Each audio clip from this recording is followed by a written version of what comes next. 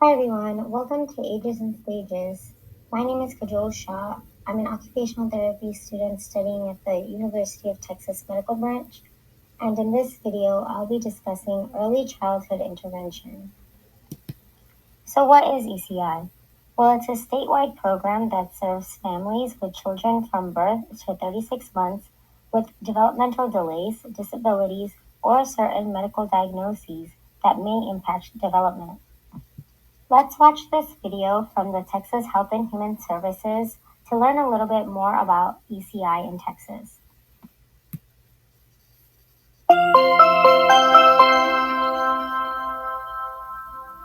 All children need support as they grow and learn, but some need extra help. Since 1981, Texas Early Childhood Intervention, ECI, has provided specialized services and support to families with children birth to 36 months with significant developmental delays or disabilities. When partnering with ECI, families help their children learn, develop, and stay healthy, providing both immediate and long-term benefits. Since being with ECI, my daughter has improved a lot from where she first was. When they first came out and did the initial assessment, she was at about the age of a 4 month old developmentally, and she was around, I think she was maybe 13 months old. Now, since she's been in the program for almost a year, she's up to speed, and it's really surprising that just within this short period of time how much she has progressed. ECI understands that family members are the most important people in their child's life, and because of that, are the child's best teachers. Family participation is a key to a child's success. Sometimes families have a misunderstanding about ECI because they have expectations that the ECI provider is going to come and provide direct services to their child or play directly with the child while they go do other stuff. ECI is there to work as a team with the family to help provide services for that child. With ECI, it's all about the parents working with the children. So the therapist would come to our house and just evaluate my daughter and then teach me what I need to do, how my husband and I can work with our daughter to improve her skills. So it's not about just 1 hour a month or 1 hour a week, it's every day. And with ECI, they give us the tools. It's not what they do during that 1 hour, it's what they teach us to do. Services occur in familiar surroundings, such as the family's home, the child care center, at the park, or other community settings. We use things around the home. They taught us to use real life events to help our child progress and get better. Trains. My son loves trains. Let's use trains within his therapy. If he's nervous at a restaurant, let's go to a restaurant and work through that. Noises, let's practice with noises at home. Real life things are what we use. Parents and professionals work together as a team, developing a service plan and assessing the child's progress. The team identifies learning opportunities within daily activities, such as bath time, meal time, or playtime. Research shows that children learn skills best from people they know during everyday activities. Parents, caregivers spend more time with their child than we could possibly do coming out once or twice a week. Part of our idea is that if we teach families how to do it and they do it throughout the day, then they're going to make bigger differences for their child. We would figure out games. If I had to take Luke to go pick up Kate from preschool, I would give him my keys and say, okay, Luke, can you walk to the car with me and carry my keys back? Little tricks like that. That's how the service plan worked. Little games and things that worked for your child. The professionals that team up with the family are licensed or credentialed and have expertise in working with babies, toddlers, and their families. These professionals include early intervention specialists, speech language pathologists, physical and occupational therapists, social workers, nurses, and others. The physical therapist pretty much said, well, it's looking like he's going to need some braces. So we got fitted for some braces, and immediately he felt comfortable in standing up. He was able to walk around the coffee table, and you just saw his his confidence, the joy in his face from being able to stand up and not worry about falling or just not being steady. So the timing was probably just right. She just knew when he was ready for it. Because ECI services end on the child's third birthday, many families feel anxious about what's coming next. ECI provides transition services that help families plan for their child's move to the public school system or other community services. We knew that he had to move on. We got everything that we could in the schedule, and we took the next step. And it's been exciting to see that too. So you build those relationships up, but then also you move ahead. So, how does a child get started in ECI?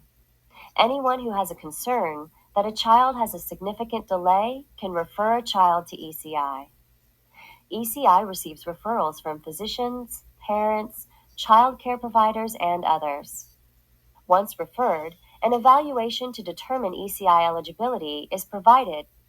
If the child is determined eligible, ECI partners with the family to develop a plan for services called the Individualized Family Service Plan, or IFSP. The IFSP process is a process of just getting to know your family, your child, and what steps will help your child succeed to get to where they need to be for their certain disability. It's an easy process.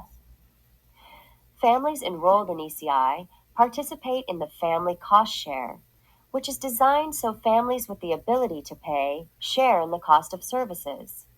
It's based on family income and size, and reimbursement from public and private insurance. ECI services are provided in every county in Texas and have benefited thousands of families and their children each year.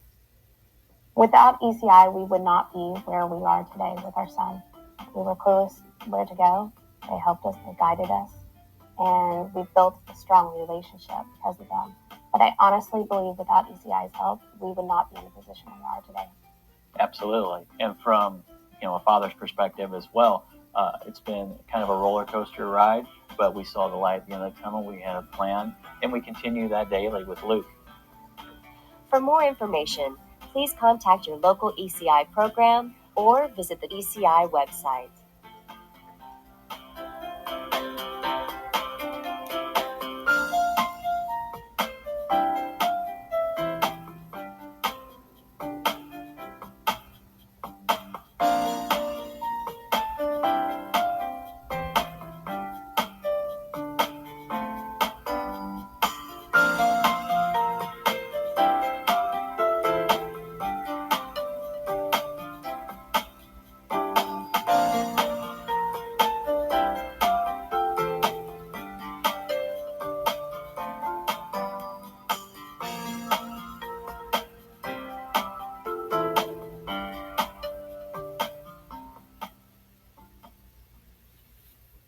The CDC highlights steps you can take if you have concerns about your child's development.